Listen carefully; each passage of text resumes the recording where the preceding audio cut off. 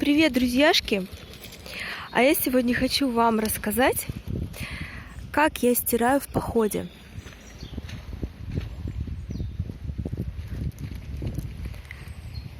А конкретно на море. И конкретно в кемпинге. Как и чем.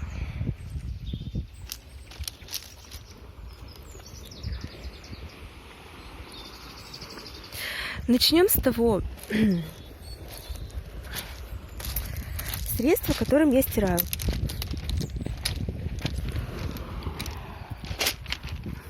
Я уже говорила на прошлом канале, что я выбираю средства для мытья посуды. Почему так, объясню вкратце. Ну, смотрите сами. Комплекс активных компонентов помогает справиться с различными загрязнениями даже в холодной воде. Первое. Натуральный экстракт алоэ смягчает и увлажняет кожу. То есть это средство как минимум не такое токсичное, как порошок. Хотя бы потому, что оно все-таки по стандартам изготавливается для посуды, а посуда это практически еда. Так, натуральный экстракт алоэ смягчает и увлажняет кожу, то есть он бережный к рукам и к здоровью.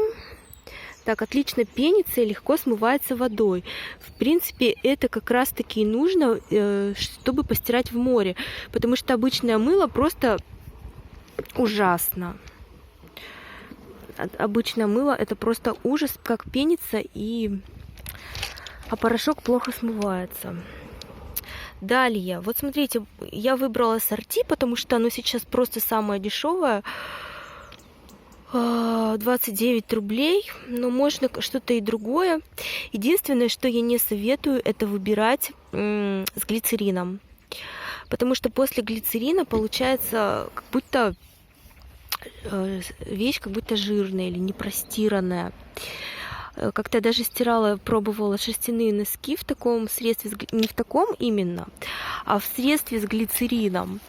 И у меня получилось ужас, как будто бы они даже и не грели. Вот. Это средство очень экономично и действительно хорошо пенится. Все, что я прочитала, это так и есть. Удобно. Для какого-то похода с рюкзаками оно тяжеловато, я так скажу. А для кемпинга в море это просто для меня идеальный вариант. Марка, фирма может быть какой угодно, только лучше без глицерина. Так. Также мне нравится у него запах. То, что у средства для мытья посуды более нежный запах, нежели у порошка. Вот.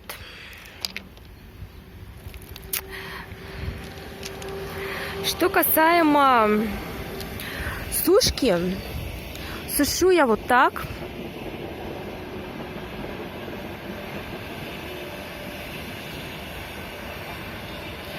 Развешиваю на ветке, чтобы проветривалось. Но не только в этом дело, а в том, что я пальцами разглаживаю все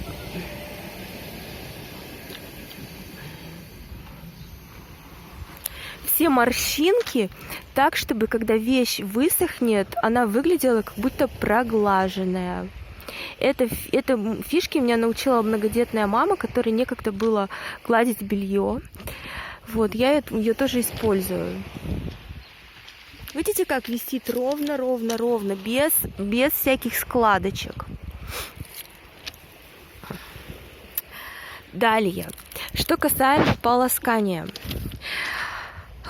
Полощу я в море руками, либо еще можно как вариант прижимать камнем, большим булыжником, и прибой сам прополаскивает вещь.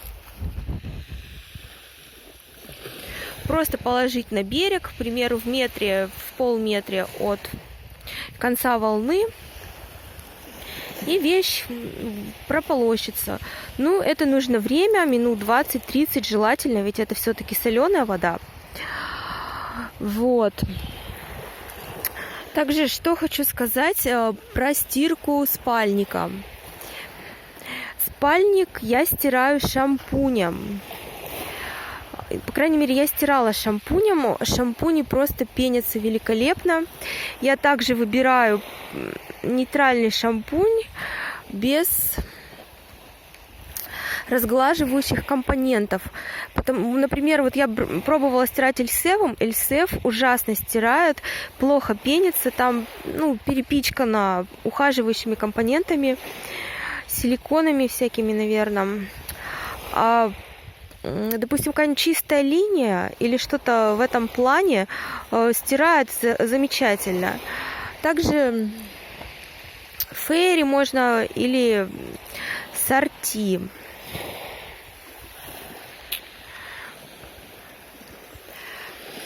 Так, про полоскание спальника.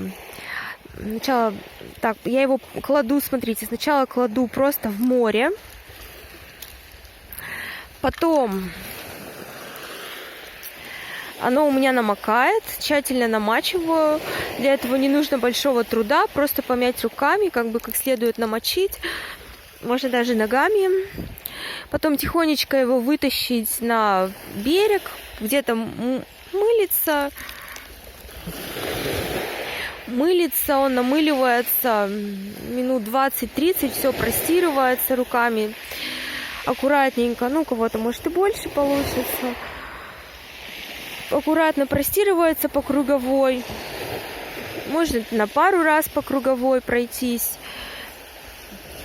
И получается такие, я его кладу обратно в море, и оно прижимаю несколькими булыжниками, и оно прополаскивается. На спальник желательно время, конечно, час-полтора определить, чтобы спокойно простиралось и прополоскалось. Вот, потом прополощенное, можно руками еще пожулькать его вдобавок. Далее тихонько по круговой отжимаю, вытаскиваю куда-нибудь на берег, на камни, оно потихонечку обтекает. Удобно очень стирать на валунах, волноотбойниках или между ними, чтобы он никуда не убегал в море. Получается как такой ванны, что ли, я не знаю, или большой раковины, такой аналог. Далее можно прямо на этот валун вывесить, он обтечет. Тоже, в принципе, удобно. Вот так вот. Что еще я забыла сказать? Пожалуйста, спрашивайте в комментах. Всегда отвечаю. Спасибо за лайки, просмотры, активность, подписки. Пока-пока.